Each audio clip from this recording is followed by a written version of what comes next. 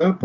Eh ben allez, on va attaquer tout doucement, docteur Petitbois, si vous me le permettez. Donc, bonsoir à tous, je suis Jocelyn Carlier, responsable commercial Rhône-Alpes pour la société Visi. Et ce soir, on a la chance d'avoir le docteur Renaud Petitbois qui va nous partager son expérience sur les cas cliniques complexes avec des résolutions simples.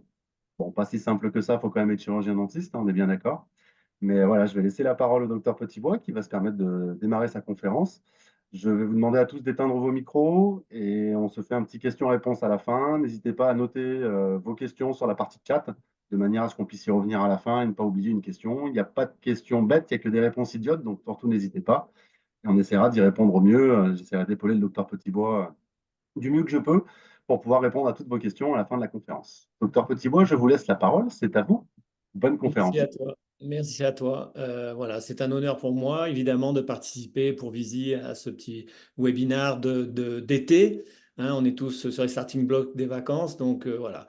Merci de nous faire l'honneur d'assister à ce Zoom clinique. Pour ceux qui ne me connaissent pas, je suis chirurgien dentiste, évidemment, spécialisé en chirurgie.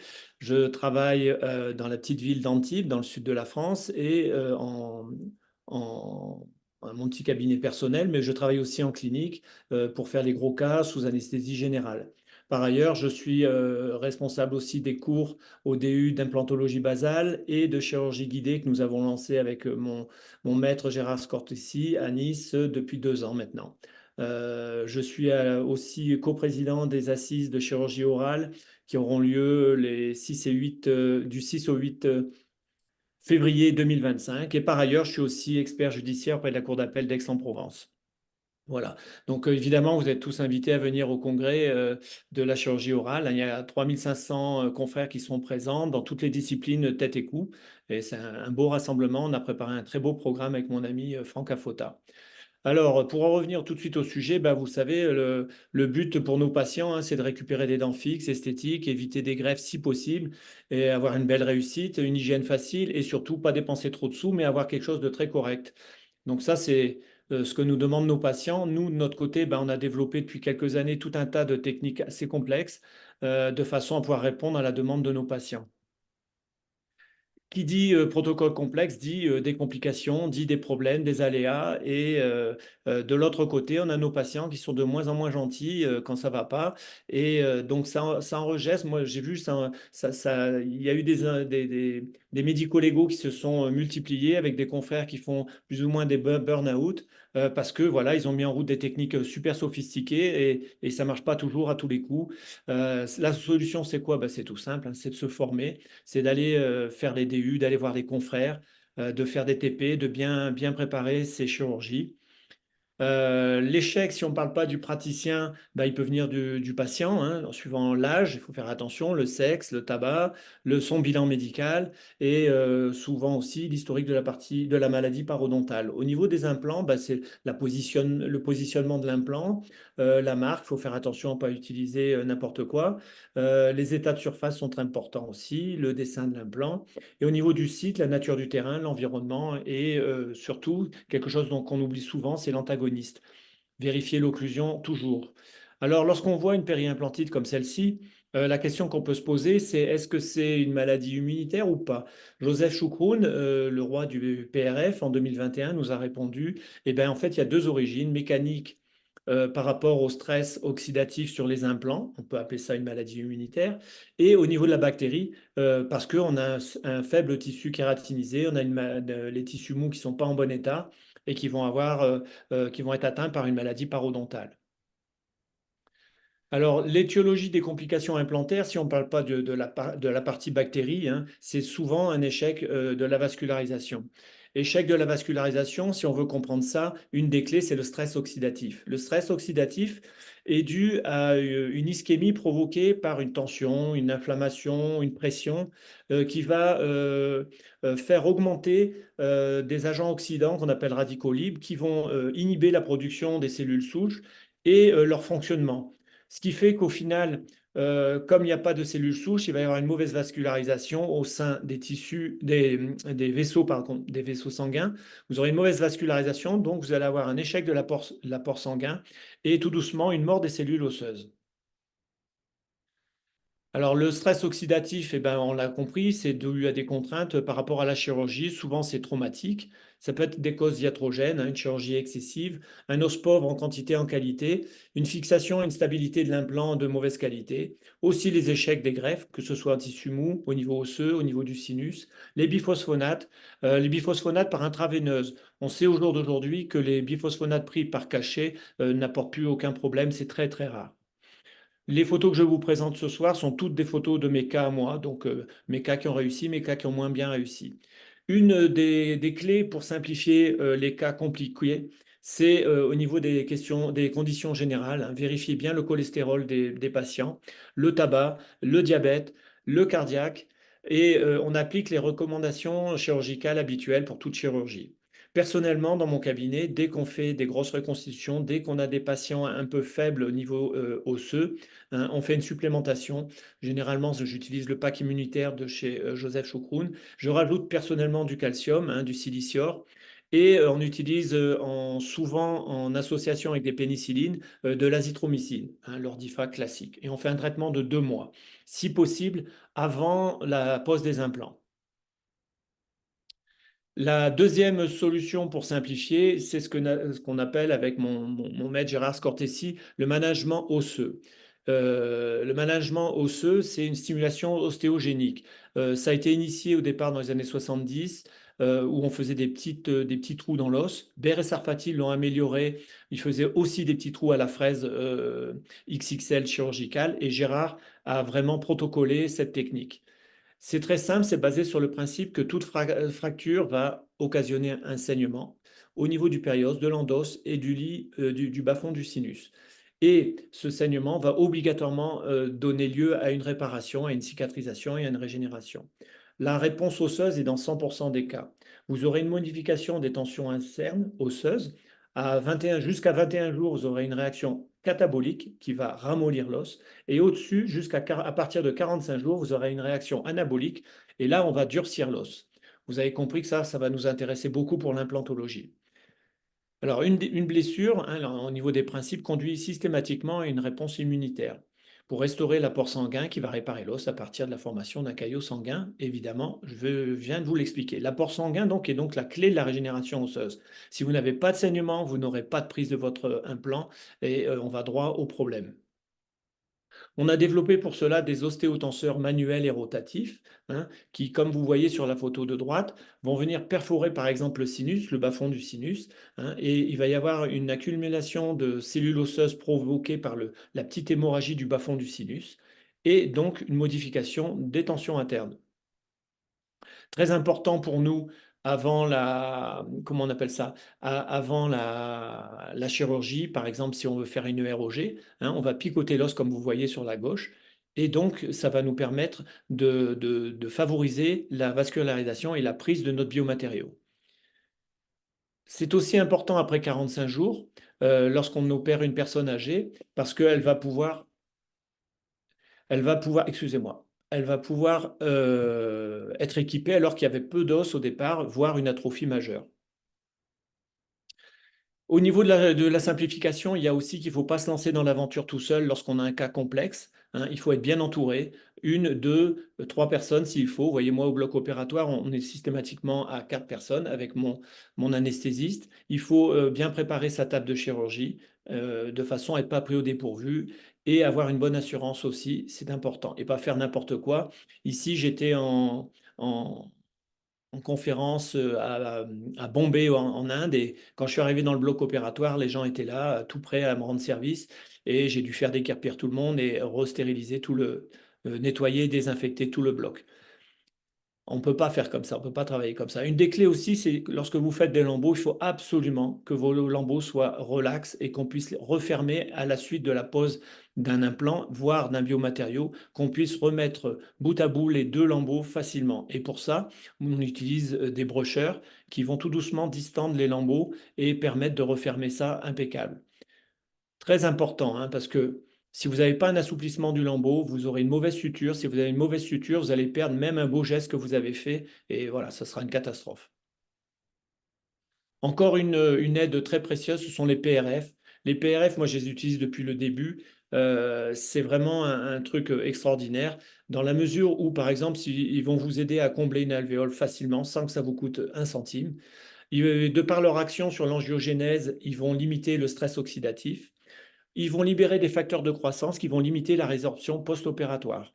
C'est quelque chose qu'on utilise de plus en plus et on utilise aussi ce qu'on appelle les sticky bones, c'est-à-dire qu'on va on va réaliser avec le biomatériel un vrai matériau, pardon, un vrai steak qu'on va mettre, par exemple, tout autour de nos implants. Et ça sera beaucoup plus facile. On ne va pas avoir tous ces morceaux de billes de biomatériaux qui vont se balader dans tout votre chirurgie et c'est très désagréable d'avoir des petits grains qui se baladent de partout. Voilà le prélèvement classique. Alors, voyez, une des astuces lorsque vous préparez un sticky bone, c'est de bien le compresser. On a compris ça au bout de quelques années, mais maintenant, on n'a plus aucun problème parce que, vous voyez, il faut bien le compresser. Et là, vous avez un vrai steak. Moi, je rajoute un petit peu de mitronidazole et d'azithromycine en poudre pour me conforter. Et vous voyez, le résultat, il est assez impressionnant. Vous avez mis vos implants, vous avez mis vos piliers et vous venez mettre vraiment un steak en place et c'est d'une facilité déconcertante. Les images se parlent d'elles-mêmes, hein, c'est vraiment un plus. Il ne vous reste plus qu'à faire la suture et vous êtes tranquille. Il y a aussi une chose importante lorsqu'on veut faire des chirurgies complexes, hein, c'est placer évidemment l'implant dans le couloir prothétique. Personnellement, quel que soit le projet, que ce soit en implantologie immédiate ou différée, pour moi, j'utilise le basique de l'implantologie, de l'occlusion, hein. J'utilise pour ça l'indice de Willis, j'utilise l'arc facial de temps en temps, l'arc de Camper, l'arc facial avec le Camper, et on remet en place les courbes de compensation. Vous voyez qu'ici, en bas à droite, il y a un petit décalage, et il va falloir remettre tout plat avant d'aller voir au maxillaire pour refaire ça tout droit. Je récupère une DVO physiologique par rapport à un plan d'occlusion. Donc vous voyez par exemple sur ce cas qui a été fait par un confrère, et donc la patiente est venue avec le bridge cassé en deux morceaux. Le confrère était dans une impasse. Il était dans une impasse parce que il n'a pas respecté le plan occlusal. Il a utilisé un bridge provisoire en résine composite avec des extensions parce que la patiente voulait absolument avoir des molaires. Et il n'a pas pris d'appui, si vous voulez. Et donc le bridge se cassait tout le temps, hein. Il fallait vraiment avoir un appui correct. Et grâce à l'implantologie basale, je vais vous expliquer après tout de suite pourquoi, on a pu récupérer très facilement en mettant des connecteurs et en mettant une vraie armature métallique avec des dents du commerce en résine. On a pu récupérer le cas et voilà, cette patiente a retrouvé le sourire. Alors, vous l'avez compris, pour les patients qui ne peuvent pas ou qui ne veulent pas avoir des greffes, nous avons chez Visi, nous avons toute une série de techniques et d'implants qui nous permettent de rétablir une mastication fonctionnelle, implanto-portée, euh, grâce à des implants de plusieurs formes différentes. Et surtout, on s'appuie sur des secteurs squelettiques qui ne sont pas résorbables. Par exemple, les poutres canines, les poutres ptérygoïdiennes, les poutres malaires. Alors, c'est tout le génie de mon maître Gérard Scantessi d'avoir développé ces implants, des microfibres filetées, plus ou moins gros, plus ou moins longs, avec des disques, avec des plaques d'ostéosynthèse. Ça a vraiment changé. Cette implantologie, si vous voulez, elle s'adapte à l'os, alors que l'implantologie axiale, on a un implant et on est obligé de faire avec. Là, c'est tout à fait le contraire. Nous nous adaptons au squelette osseux, hein. Donc on a une stabilité primaire immédiate, c'est comme l'axial, sinon ça ne marche pas, hein. Et bien sûr, ça évite les grosses greffes. On peut gérer des situations qu'on ne pouvait pas gérer. C'est comme ça que moi je suis venu à l'implantologie basale. J'avais plein de cas complexes que je n'arrivais pas à résoudre. Et c'est l'implantologie basale qui m'a permis de me sauver de situations assez complexes. Et bien sûr, nous avons beaucoup de reprises d'échecs de greffe ou d'implantologie axiale que nous pouvons reprendre grâce à l'implantologie basale. Le principe est tout bête, hein. On va faire une cut, par exemple pour un disque, hein, et on va tout doucement immobiliser l'implant en le poussant, en l'impactant, hein. Et il faut qu'il soit impacté, qu'il ne bouge pas. Au pire, s'il bouge un petit peu, on va mettre une vis d'osséosynthèse en travers de l'implant de façon à la bloquer, hein. Donc vous avez compris que la chose la plus délicate au départ, c'était de stabiliser cet implant et aussi d'avoir un vrai compas Et donc, ça demande beaucoup d'entraînement pour que l'émergence de l'implant arrive juxta-osseux, vous voyez, ou un petit peu au-dessus de la crête osseuse. Et ça demande un petit peu d'entraînement. Alors, une chose importante dans l'implantologie, une indication vraiment majeure pour moi, ce sont les mandibules en lame de couteau qui font 2-3 mm d'épaisseur. La technique classique en axial, c'est d'abaisser de 1 cm la crête de façon à pouvoir mettre un implant classique. Sauf que en baissant cette crête d'1 cm, on se retrouve sur le plancher de la langue. Et on a des patients qui se retrouvent tous les 3 semaines ou tous les mois chez vous en vous disant ça frotte, ça frotte, ça frotte en lingual et j'arrive pas à m'en sortir, etc., etc. N'oubliez jamais qu'une crête comme ça, en lame de couteau, faites de l'aérogé, faites tout ce que vous voulez, mais jamais, jamais, il faut l'abraser. On perd beaucoup pour les suites à donner aux patients. Donc, vous voyez, c'est un cas classique. On va mettre notre implant et après la cut, et ensuite on aura à mettre un biomatériau le moins résorbable possible devant pour le protéger. Vous voyez là, avec une fraise toupie, je viens faire une petite cut de façon à placer l'implant qui va être juxta-osseux, légèrement au-dessus dans ce cas-là. Et on mettra un biomatériau par-dessus. Voici l'équipement d'un maxillaire atrophié classique. Hein. On va mettre 2 implants ptérygoïdiens dans les ptérygoïdes au fond, 2 implants qui vont être à appui sur les apophyses malaires et 2 implants sur les bosses canines. Éventuellement, au niveau du trou du foramen nasopalatin, si on a la place, si on a assez d'os, on peut se permettre de mettre un implant axial relativement court devant. Ce n'est pas ce que je fais tout le temps. Pour mettre une plaque, vous avez vu, il faut qu'elle soit parfaitement au contact de l'os et ensuite vous mettez des vis d'ostéosynthèse de façon à bien la bloquer. Le ptérygoïdien, c'est pareil, vous voyez, c'est coude au corps, il ne faut pas que le contre-angle bouge et tout doucement, vous rentrez l'implant en douceur. C'est un implant microfileté, il rentre tout seul. On le teste après, voire on l'impacte dans certains cas.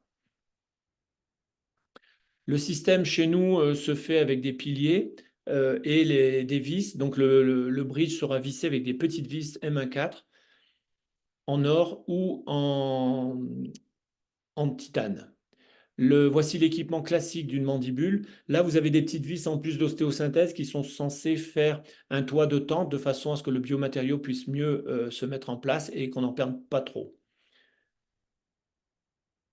Voici le maxillaire. Le maxillaire, vous voyez qu'il y a une entretoise palatine. Ça, c'est dans la mise en charge immédiate. Hein. On met une entretoise palatine de façon à empêcher les mouvements latéraux. C'est un véritable fixateur externe qui nous permet de perdre le moins possible d'implants. Nous travaillons aussi dans des secteurs particuliers. On n'est pas toujours obligé de faire du maxillaire complet ou de la mandibule complète. Hein. On peut sectoriser nos traitements relativement facilement. Cette fois-ci, ce ne sont pas des mises en charge immédiates. On attend 6 mois avant d'équiper le patient. C'est le plus délicat. Le patient est obligé d'attendre et si possible, on ne met pas d'appareil amovible. On fait la même chose à la mandibule.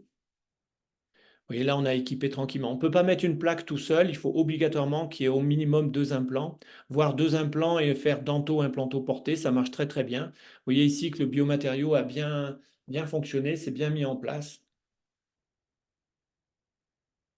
Voici un cas assez complexe d'une patiente âgée qui ne s'alimentait plus et c'est son médecin et son fils qui ont amené cette patiente de plus de 90 ans au cabinet. Et on voit tout de suite que c'est compliqué. Elle a une physionomie qu'on appelle vulgairement de sorcière. Et le problème, c'est qu'elle est malheureuse, qu'elle est en train de mourir de faim, si je puis dire. Et donc là, il faut faire très attention à ce que l'équipe autour d'elle, c'est-à-dire son médecin et aussi la famille, soit content, soit d'accord du plan de traitement que nous allons proposer, parce que ça coûte cher d'équiper une patiente qui a une atrophie majeure. Et en personne âgée un peu faible, il faut que tout le monde soit d'accord pour ne pas avoir de problèmes médico-légaux. Alors là, c'était le cas, la patiente était demandeuse et très sûre d'elle et la famille aussi. Donc on y est allé. Mais vous voyez qu'au niveau CBCT, déjà, on se rend compte que ça va être compliqué. On n'a pas d'os. Et là, donc, à part la basale, je ne vois pas ce qui peut nous sauver. Vous voyez le modèle stéréographique, on n'a rien, hein, on n'a pas de ptérygoïde quasiment. Elle a ses appareils neufs dans le sac à main, elle s'en est jamais servi. Et donc, il est hors de question d'utiliser les plantes Campère, etc. classiques. On a juste fait un provisoire pour récupérer les courbes de compensation en bas, de façon à faire un bridge droit. Et on a fait 2 séances d'ostéoactivation à 45 jours, c'est-à-dire que je ne l'ai pas touché avant 90 jours. On a utilisé une plaque de thermoformée, c'était il y a quelques années, pour savoir si vraiment ça marchait, parce qu'on avait quand même des doutes. Et en fin de compte, maintenant, j'utilise plus de plaque thermoformée parce que, évidemment, ça marche à 100%. Dans ces cas-là de grosse chirurgie, personnellement, j'utilise toujours du Luxabite pour relier mes transferts et du silicone. On a commencé, je vais en parler tout à l'heure, à utiliser la caméra pour prendre les empreintes, mais ça reste pour moi réservé encore à des chirurgies petites, sans lambeaux. Pour l'instant, dans mon cabinet, dans mon exercice. Vous voyez le résultat, on voit qu'on est en atrophie majeure. Quand vous voyez comme ça un décalage entre les dents et les vis, c'est que vraiment on a perdu énormément. Là, c'est plus d'un centimètre en antéro-postérieur. Le résultat, vous voyez que en haut à gauche, j'ai été obligé d'utiliser un Fratex, qui est un implant particulier, très fin, et qui nous permet de pallier. Là, j'ai pas pu mettre de plaque, il n'y avait pas assez d'os.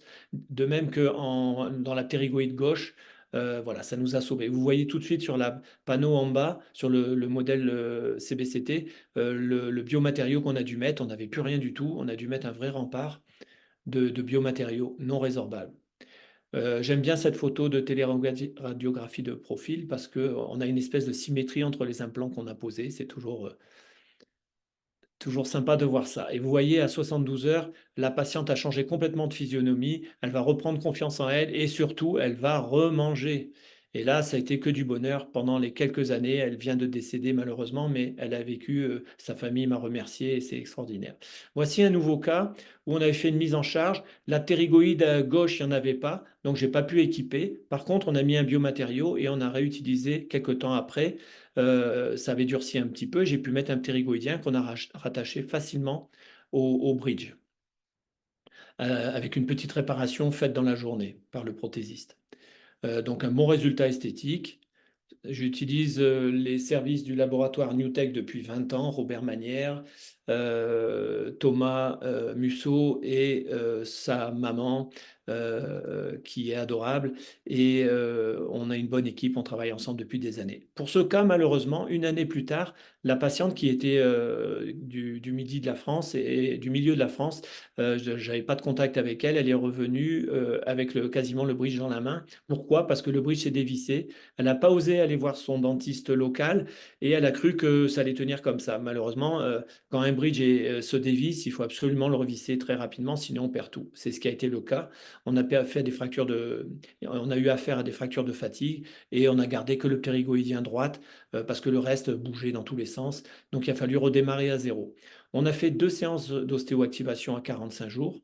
Je lui ai demandé de revenir. Il faut beaucoup discuter avec le patient parce que c'est pas facile. Elle était obligée de revenir on lui a fait en rapide un appareil amovible complet et on est reparti sur une chirurgie. Donc, vous voyez, toujours pareil, test d'ostéotenseur pour voir si tout a bien redurci. Vous voyez qu'on n'a plus du tout d'os, on a un palais complètement plat, hein, et on va aller rééquiper cette patiente de manière assez classique. Je ne fais pas d'incision verticale, sauf que là, j'ai un palais plat, donc on a été obligé de faire une incision au niveau de l'épine nasale. L'incision est classique. On va mettre les implants. Je ne vais pas vous montrer toute la chirurgie parce que c'est un peu complexe, mais c'est toujours pareil. Vous voyez, là, j'ai tout doucement, on contrôle chaque implant, on met les plaques, tout doucement, tout est vissé complètement au contact.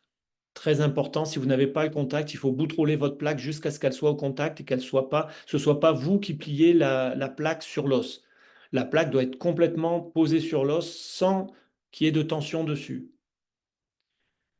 La plaque canine, vous voyez, elle est pliée à 90 degrés et elle vient le long de la bosse canine. On met les PRF, on met les biomatériaux et on referme très facilement. Donc là, c'est un biomatériau synthétique non résorbable et on va faire des sutures à double niveau. Là, j'utilise les anciennes IPRF. Au jour d'aujourd'hui, j'utilise les sticky bones qui sont beaucoup plus faciles d'utilisation. Voilà le résultat. Voilà mes sutures à deux niveaux, hein. On utilise du bout à bout et aussi des points de matelassier. Il faut absolument qu'il y ait deux niveaux de suture, sinon vous avez beaucoup de chances que ça s'ouvre. Voilà le maître modèle, voilà le contrôle de la DVO. Et vous voyez qu'on a mis une énorme entretoise parce que c'est une patiente qui fait beaucoup de sport, beaucoup de sport quasiment de haut niveau, et on veut éviter toute force latérale. Voilà le résultat. À 72 heures, la patiente est heureuse, la plaque est mise en. Je resserre toujours mes bridges à 24 heures. Voilà l'image de contrôle, la panneau de contrôle. Voilà. Pourquoi ça marche bien? Parce qu'il y a une coopération du patient, parce qu'on ne l'a pas lâché. C'est une patiente, je suis resté en contact pendant plus d'un an et on prenait de ses nouvelles et on essayait de la motiver pour qu'elle ne lâche pas l'affaire. Les aliments mixés, bien sûr, vous le savez tous, hein, c'est 45 jours minimum tout mixé, le plus longtemps possible, beaucoup de conseils. Vérifier l'occlusion, c'est très important. Et voilà. Et surtout, maintenir le dialogue avec le patient, hein. Donc, cette prothèse provisoire de mise en charge immédiate, elle va être démontée à un an, tout contrôler, les vis, et éventuellement les changer s'il faut, et éventuellement faire une réparation de l'appareil, faire un remontage, tout ce qu'il y a à faire, il faut le faire à ce moment-là, et éventuellement faire le bridge d'usage si vous voulez, si la patiente est demandeur d'avoir de la céramique, c'est à ce moment-là qu'on refait un bridge classique. Voici un cas qui m'a été référé il n'y a pas longtemps. C'est une patiente qui a été traitée sur Paris, qui était très contente, sauf que en bas, c'était une catastrophe.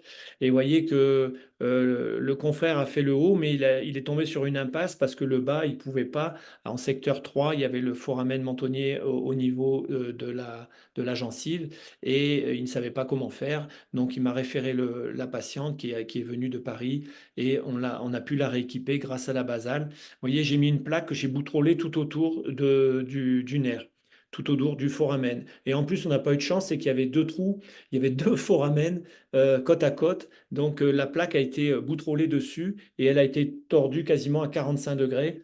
Et là, ça fait plus d'un an maintenant et on est tranquille, elle est vraiment heureuse. On a pu équiper cette patiente qui avait une grosse position professionnelle sur Paris et qui savait plus comment faire. Et voilà. On a récupéré, vous voyez le résultat, on a réussi à mettre les implants. Chez Visi, on a ça d'extraordinaire, c'est qu'on a à notre disposition une trousse, moi j'appelle ça une trousse magique, avec toutes sortes d'implants qui nous permettent d'équiper nos patients, même les plus complexes. Et à 72 heures, on retrouve le sourire de la patiente, voilà. Ça, c'est des patients qui vont vous faire revenir beaucoup de gens à la maison, au cabinet plutôt. C'est presque ma maison parce que j'y suis tout le temps. Enfin, voilà, encore un autre cas. Là, cette fois-ci, on va utiliser des piliers nouvellement mis sur le marché chez Visi depuis 2 3 ans, des implants obliques qui nous facilitent des cas qui sont quand même complexes pour des patients qui ne veulent pas trop avoir des molaires du fond, qui ont un budget un petit peu serré. Ça nous permet de les équiper facilement. Ces implants obliques ont transformé un petit peu mon exercice, il faut bien l'admettre, et surtout beaucoup plus facile à mettre en place que des plaques et des traitements lourds au niveau des ptérygoïdes. Vous voyez que dans ce cas, on peut jumper et matcher plusieurs techniques. On avait une hauteur qui n'était pas la même à droite et à gauche. On avait perdu beaucoup en secteur 1 et beaucoup moins en secteur 2. Et ben, on a fait de la résine d'un côté, du composite de l'autre. Ça marche très bien. Quand vous laissez quelques dents comme ça en antérieur, n'oubliez pas de les. Il faut absolument, si vous faites de la mise en charge immédiate, mettre une plaque derrière, hein, qui va servir un peu de contention. Vous pourrez les couper quand vous passerez au bridge d'usage. Hein, mais tant que c'est en mise en charge immédiate, on n'y touche pas. Encore un autre cas, c'est des patients assez complexes. Vous voyez, on a un overjet, on a un effondrement parodontal avec une perte de DVO considérable.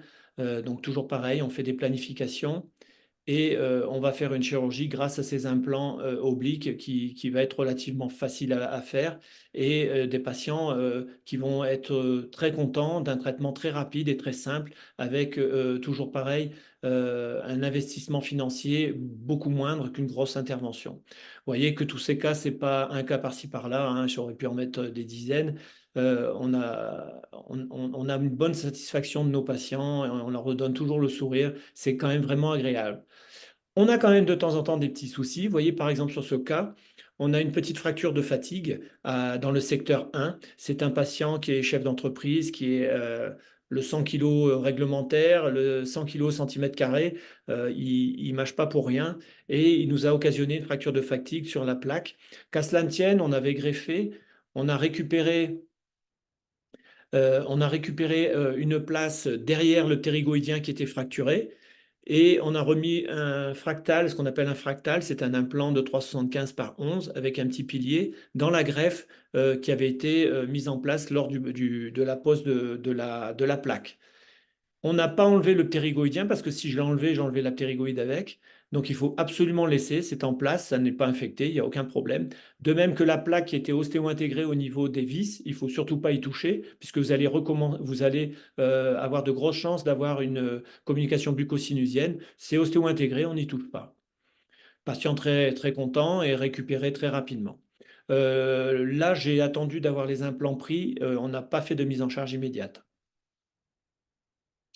Enfin, un autre cas où on est venu au secours d'un ami qui s'appelle Ludovic Danglo et qui me téléphone un beau soir du mois de novembre en me disant Renaud, j'ai un problème, j'ai fait un quadrigo, c'est super, c'est un beau travail, sauf que la patiente a eu un accident domestique, elle est tombée, elle a fracturé l'implant secteur 2. Donc je lui ai demandé d'enlever les petits morceaux et il avait une communication assez importante. Donc, je lui ai demandé tout de suite, je lui ai envoyé des ostéotenseurs. Lui, il habite à Boulogne-sur-Mer, moi, Antibes. Donc, je lui ai envoyé tout de suite des ostéotenseurs. Il a fait une première séance. On en a fait une deuxième. Et à la fin de l'année, je crois que c'était au mois de décembre, fin décembre, j'ai été le rejoindre avec mes plaques, avec tout mon attirail. Et on a fait une chirurgie, pour moi, relativement.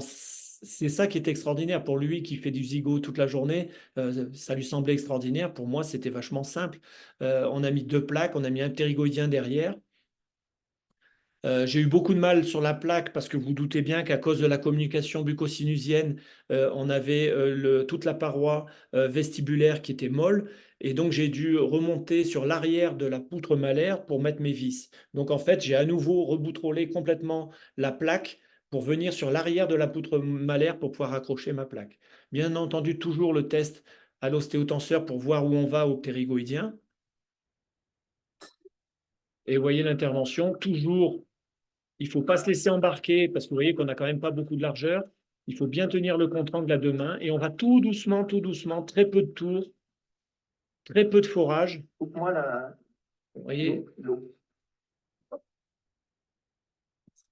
Donc, il ne faut pas oublier que c'est du tissu spongieux. Hein. Je peux m'ouvrir un ptérygoïdien. Oui. donc les ptérygoniens, c'est là des où il y en a, micro-filetés qui font 3,3 au départ et qui arrivent à 4,25 à la sortie. Le microfiletage est très important parce qu'il permet de ne pas éclater la ptérygoïde. Et on va le rentrer tranquillement, il va tourner tranquillement, sans forcer.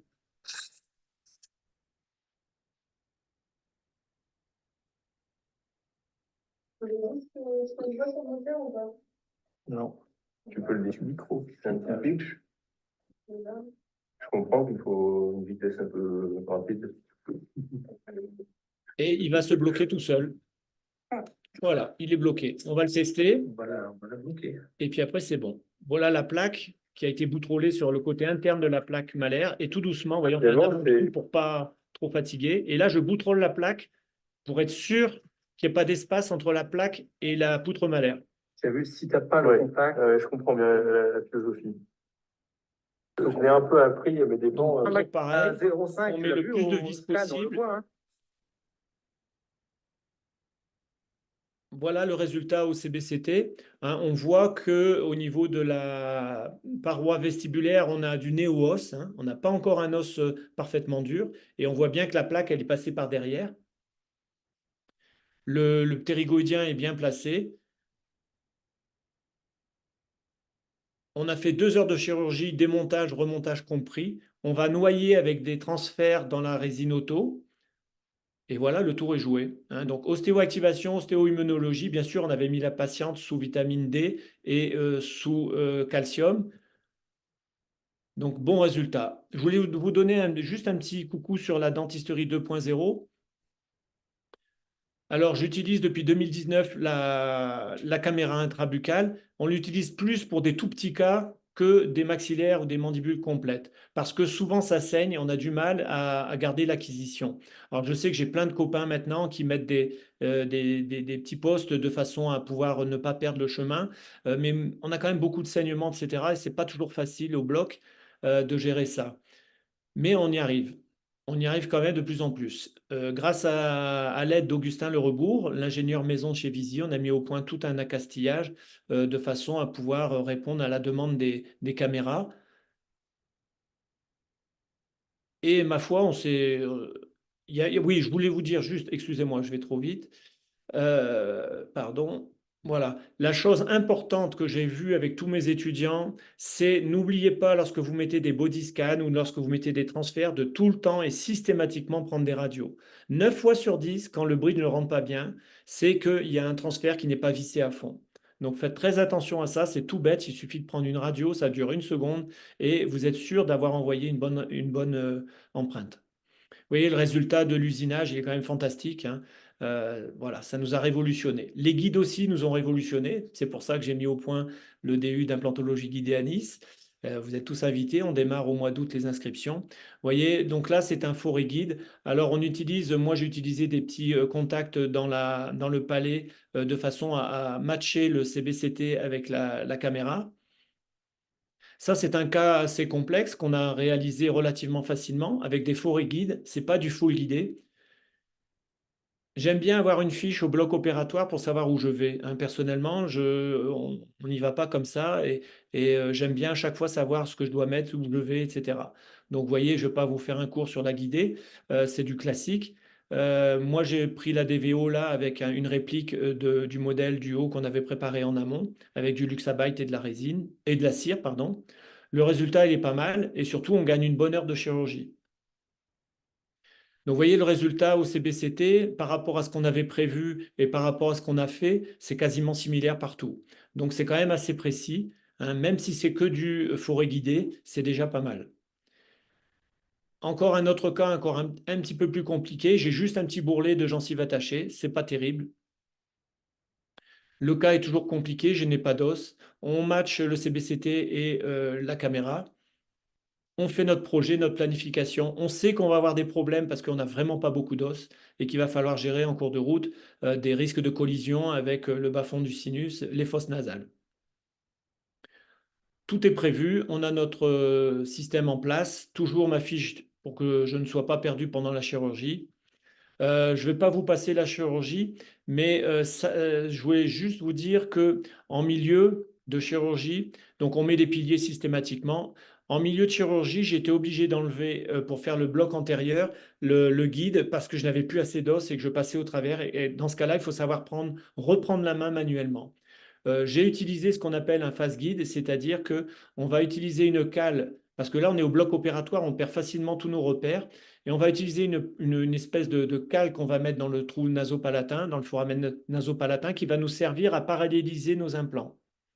Donc ça, c'est un petit gadget de chez Joe Choucroun et qui nous permet de bien paralléliser nos implants. Je vous passe les détails, vous l'avez vu tout à l'heure. Toujours la chirurgie à double niveau. Vous voyez que là, pour éviter les tensions, on donne un tout petit coup juste dans le bas-fond du vestibule. Ça nous permet de relâcher les points, hein. Alors, ça blesse un petit peu, mais ça relâche les points. Et vous avez une cicatrisation très rapide, il n'y a aucun problème là-dessus. Luxabite, empreinte, vous connaissez ça, je ne vais pas vous embêter avec ça. Chirurgie quand même de 3 heures parce que j'étais obligé d'enlever mon guide pour le bloc antérieur de façon à ne pas me planter et à garder la maîtrise de la situation. Vous êtes en anesthésie générale, vous ne pouvez pas vous permettre de dire j'arrête parce que ça ne va pas. Donc là, on a enlevé le guide et on a fini à la main avec le face guide. Voilà le résultat. Très important en bas à droite, vous voyez le résultat. Lors de la planification, nous savions, comme on est en atrophie majeure, que les vis allaient sortir en vestibulaire. Donc, il faut prévoir le positionnement des implants de façon à rester avec des vis dans le rose et pas dans le blanc. Donc, vous voyez ici, c'est le cas avec ce magnifique travail du laboratoire NewTek. On a nos vis qui sont dans le rose et c'est beaucoup plus facile à cacher. Vous voyez que là, en fait, je n'ai pas super bien caché et on a repris le cas, bien entendu, en mettant de la résine de la même couleur que le bridge. Un petit cas où j'avais préparé le bridge en amont, en PMMA, 2 implants classiques, des doubles disques. Ça, c'est des petits cas faciles à faire, on n'a pas de problème, hein. Je voulais vous parler du Zantex. C'est un nouveau matériau de prothèse que nous utilisons depuis 2-3 ans maintenant. Je l'utilise surtout sur des infrastructures, sur des armatures, hein. Il est pas mal du tout. On a de très très bons résultats. Pourquoi c'est une bonne PMMA pour moi? Parce qu'il y a des fibres à l'intérieur, des fibres de verre croisées à 90 degrés qui renforcent les propriétés de cette PMMA. Je suis toujours un petit peu dubitatif sur les mises en charge sur atrophie majeure avec des patients costauds en PMMA toute simple. J'aime bien les PMMA renforcées. De toute façon, tous les constructeurs, les industriels sont en train de renforcer leur PMMA au jour d'aujourd'hui. On a de très très bons résultats. J'utilise quand même des bagues de collage. C'est controversé. On est en train de faire des essais depuis 1 an pour essayer de ne pas utiliser de bagues de collage. Vous voyez cette radio de contrôle. Au début, le constructeur nous disait ah ben je vais peut-être essayer de mettre des colorants pour qu'on le voit plus. Je lui ai dit surtout pas. Ça nous permet de voir le bon ajustage de nos bagues sur nos piliers. Donc on lui a dit de surtout pas changer ça. Donc vous voyez le résultat toujours parfait. Donc ça, c'est des dents du commerce résine montée sur Zantex. Là, la dernière chose que nous testons depuis maintenant 1 an, ce sont du graphène, du PMMA graphène. Alors l'avantage du PMMA graphène, c'est que ça vous fait des dents beaucoup plus solides. Donc on fait toujours une infrastructure en Zantex et par-dessus, on vient mettre une PMMA graphène. Alors vous voyez, c'est très important, par exemple, pour ce patient que j'avais opéré avec une mise en charge et on avait toujours pareil, atrophie majeure, on avait des vis qui sortaient au niveau des faces vestibulaires des incisives. Et pour faire un rattrapage d'axe, la double armature était fantastique, hein, puisqu'on a réussi à tout cacher. Et là, le patient, il ressort vachement content parce que, alors qu'il avait une énorme atrophie, vous pouvez voir cette atrophie d'ailleurs, vous voyez, il a des dents qui font plus d'1 centimètre de long et il a encore facilement 5, 6, 7 millimètres derrière. Donc, il a perdu une hauteur de dents qui avoisine les 1,5 cm, voire un petit peu plus. Et là, si on n'avait pas une double armature en usinage, vous pouvez pas. Vous pouvez tout simplement pas, au jour d'aujourd'hui, on ne sait pas faire. Donc cette double armature nous a sauvé la vie. Voilà, je voulais vous remercier. J'ai fait un tour rapide. J'espère que ça vous a plu et que ça vous a alléché pour venir nous voir dans nos DU.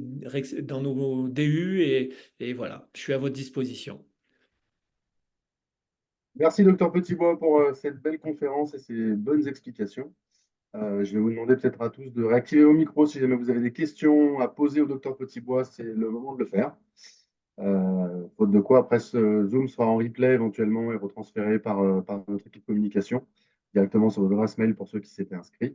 Les autres, n'hésitez pas à le demander à votre commercial référent de région, de manière à pouvoir revoir cette conférence quand vous le souhaitez à tête reposée, avant, après l'apéro, avant, après les vacances, quand vous le souhaitez, de manière à pouvoir prendre des informations quand vous en avez le temps et l'envie. Docteur Petitbois, du coup, j'ai pas de questions. Alors, c'est parfait. Bonnes vacances à tous. On va rester là-dessus. Du coup, passez une bonne soirée. Merci encore Vive la pour cette rentrée. conférence. Et puis ben, je dis à tout le monde à bientôt pour de prochaines aventures. Allez, merci. Ciao, À très ciao. bientôt tout le Au monde. Bonne plaisir soirée de à se tous. revoir. Au Ciao, revoir. ciao.